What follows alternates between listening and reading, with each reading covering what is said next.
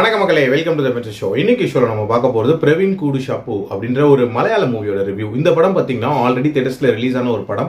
இப்போ இந்த படம் தமிழ் டப்பிங்கோட சோனி லைவ் ஓடிடி ஆப்ல அவைலபிளா இருக்கு. இந்த படம் ஒரு மர்டர் மிஸ்டரி த்ரில்லர்.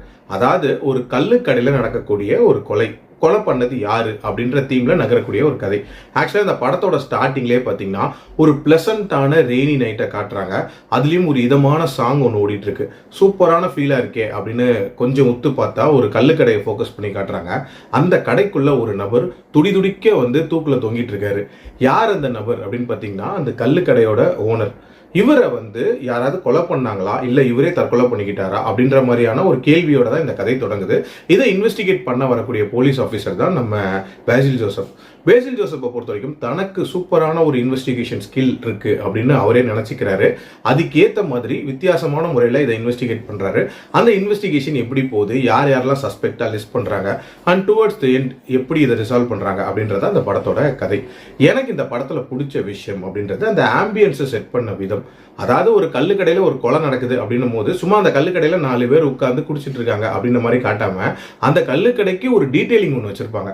அதாவது மரத்துல ஏறி எப்படி அந்த கல் இறக்குறாங்க, அதை எப்படி ஸ்டோர் பண்றாங்க, அண்ட் அங்க என்னென்ன மாதிரியான சைடிஷ் ப்ரிப்பேர் பண்ணுவாங்க, அண்ட் என்ன மாதிரியான மக்கள் உள்ள வருவாங்க, இப்படின்ற மாதிரி ஒரு நீட்டா அந்த ஆம்பியன்ஸை காட்டியிருப்பாங்க. அந்த கடையில வேலை பார்க்கக்கூடிய ஒரு நபரா பயங்கர ஆப்டா ஷோபின் ஷாகிர் இதுல சூட் ஆயிருந்தாரு அப்படின்னே சொல்லலாம்.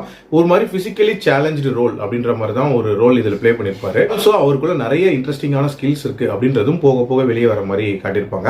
அதே மாதிரி சாந்தினியோட ரோல், அந்த ரோலுமே ஒரு மாதிரி சூப்பரான ரோலா இருந்துச்சு. ஸ்மைலிங் பியூட்டி அப்படின்ற மாதிரியான ஒரு தீம்ல தான் அந்த கேரக்டர் டிசைன் பண்ணிருப்பாங்க. பேசில் ஜோசப் அண்ட் செம்பன் வினோத் இவங்களுமே ரொம்ப நீட்டான ஒரு பெர்ஃபார்மன்ஸை வெளிப்படுத்திருந்தாங்க. இன்வெஸ்டிகேஷனை பொறுத்த வரைக்கும் பேசில் ஜோசப் பாயிண்ட் ஆஃப் வியூல இனிஷியலா போற மாதிரி காட்டுவாங்க. ஸோ நிறைய இன்ட்ரெஸ்டிங்கான விஷயங்கள் அதுல வெளியே வரும்.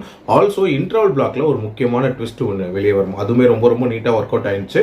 பட் டுவர்ட்ஸ் தி எண்ட் ஒரிஜினலாக யார் இதை பண்ணாங்க, எதுக்காக பண்ணாங்கங்கிற அந்த ரீசன் இருக்குல்ல, அது ரொம்ப ஆர்டினரியா இருந்த மாதிரி இருந்துச்சு. பயங்கர அவுட் ஆஃப் த பாக்ஸ் இருக்கும்லாம் நம்ம யோசிச்சுட்டு இருந்திருப்போம்.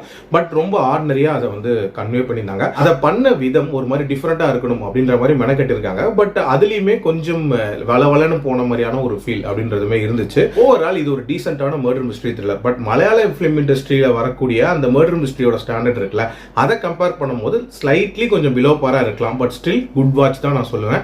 என்னோட ரேட்டிங் இந்த படத்துக்கு 3.2 out of 5. அடல்ட் கண்டென்ட்லாம் இல்லை, தாராளமாக பார்க்கலாம். மீண்டும் மருத்துவ விமர்சனத்தில் சந்திக்கிறேன். நன்றி.